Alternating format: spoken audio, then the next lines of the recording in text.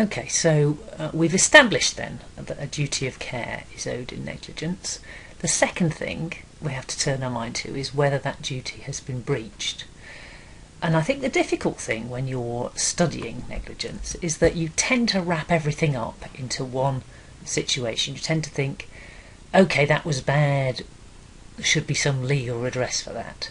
But you have to have the discipline of imposing each section of this claim on the facts systematically. Don't rush through to the end result.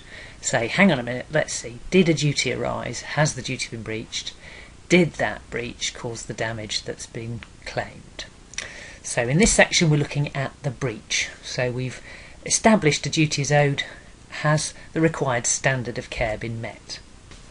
And the law requires that in any given situation where a duty has arisen, the person must do what a reasonable person would do. So it doesn't matter what their personal intention was, whether they've done the best they could. The law will look at all the facts and say, given all that, have they done what a reasonable person should have done? Okay, and that's not just one standard, one flat standard. It's difficult to say. Clearly reasonable is an imprecise word, and it means different things at different times. And there are factors which make it more or less likely that a higher standard would be expected of you. So for example, if you are a doctor and you have a special skill, more will be expected of you. So let's imagine you're caring for someone who is ill. A reasonable person might do X, Y, Z, but if you are a doctor, you might know that you should do A, B, C and X, Y and Z, and you will be judged by the standard of a reasonable doctor, not by the standard of a reasonable person. So that will be a higher level of care is expected of you because you're holding yourself out as an expert. So if you have a special skill, more will be expected. It will not be enough that you meet the standard of the reasonable member of the population. And if you're a child, conversely, a more generous standard will be applied. So a reasonable child might only know to do X in that situation, not X, Y and Z. And if they've only done X, they won't have breached the duty they owed. So they will be expected to meet a standard of care, but it will be lower than a reasonable adult's standard of care. Another thing that might affect your duty of care, and I have here a picture of rocket scientists at the university testing a rocket. If you're doing something that is inherently dangerous, so if you're dealing with highly flammable fuel, then a reasonable person would take more care. So you'll be held to a higher standard. So if you're an expert, or if you're doing something particularly dangerous, then the standard of care by which you'll be judged is higher. Also, and here we have a one-eyed man, if you're around someone who has a particular vulnerability, you'll be expected to take more care. So if this man with only one eye is working on your production line, and you're doing something that might damage his eyesight, you must take extra special care not to let his good eye get damaged, because he will be blind. So here's another situation in which the standard of care will be higher. If you have a special skill, if you're doing something dangerous, or you're around vulnerable people, you'll be expected to take a higher standard of care. And if you're a child, you'll be judged by a lower standard. But remember, it's not whether you did your best, it's what a reasonable doctor, reasonable person, reasonable child would do in those situations. Okay, so there are other complications. Suppose you are on the way to a fire in a fire engine and you need to break the speed limit, and that causes an accident.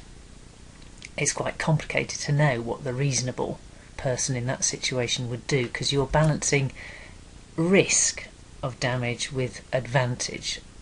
So again, the law will take a case-by-case view on what you've done there.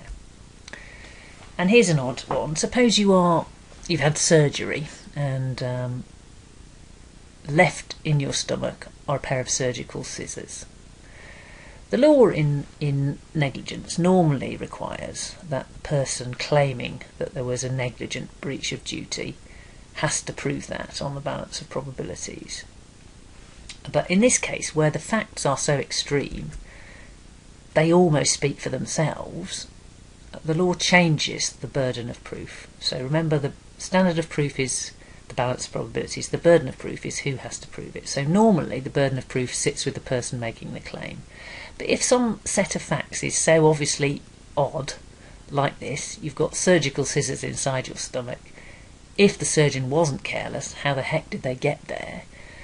They say the facts speak for themselves, and actually the surgeon in these circumstances has to prove he wasn't negligent. So this is a complication about breach of duty, about how that works. And actually this has a Latin phrase attached to it. Res ipsa loquitur. The thing, res, ipsa, itself, loquitur, speaks for. So the facts seem to suggest negligence has happened, and that reverses the burden of proof. So that's a slight possible complication to to the breach of duty. Okay, let's just look at a couple of examples. The first one is about a fire authority. You see already that we're talking about weighing the advantage and the risk. An emergency call comes in, and a person is trapped just half a mile from the station, and the only way you can lift the car is with emergency gear, which needs a special vehicle to move it, but you haven't got that vehicle at the station. So do you move the lifting gear at the risk of damaging someone on the route to the accident, or do you risk that person being trapped under the car for longer while you wait for the proper vehicle to get there? And in this particular case they chose to move the lifting gear without the special vehicle, and the fireman as a result was injured on that short journey. And in the end you won't have enough facts to decide. What you need to talk about if you're presented with a situation like this is the fact that reasonable care must be taken, and that the specialist knowledge of the fireman obviously must be taken into account. But you must acknowledge that particular advantage of rescuing an injured person whose life may be in danger has to be balanced against the unknown risk of someone being injured by that truck. So that's the important thing to know if we present you with a short set of facts like that. Not yes or no, but a discussion of the issues. That's the key thing. We want to know you've understood the issues. And the same too with the second example about a cricket club. So this club has been there for 100 years at the same ground, and a visiting batsman knocks a huge strike out of the ground and hits someone who's in her own garden, and she's injured by the cricket ball.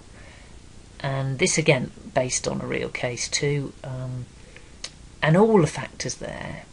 It's hardly ever happened. Only twice in the last 10 years have balls been hit that far. So you've got the foreseeability aspect of that, and then you have to think about how it could have been avoided. And the only way it could be avoided is by building an enormous fence, and again the huge cost of building that fence against the relatively tiny risk of it ever happening mean that probably the cricket club is not responsible, and has not been breached their duty by failing to build that fence and take those precautions. So again, in a way, remember, when you're faced with a funny set of facts like that, don't just say, okay, yes, they're guilty or not guilty. Think, did a duty arise in the first place, which we dealt with in the first film, and has that duty been breached? And the question of breach here is, what could you have done knowing that there is some risk, and what should you have done to avoid this kind of thing happening? And it's not an unlimited. You only have to take what a reasonable person would do, and a reasonable person will weigh up the advantages and the risks. They will weigh up the cost of eliminating the risk. They'll weigh up the vulnerability of various people around them who might be subject to the risk. Okay, hope that was useful.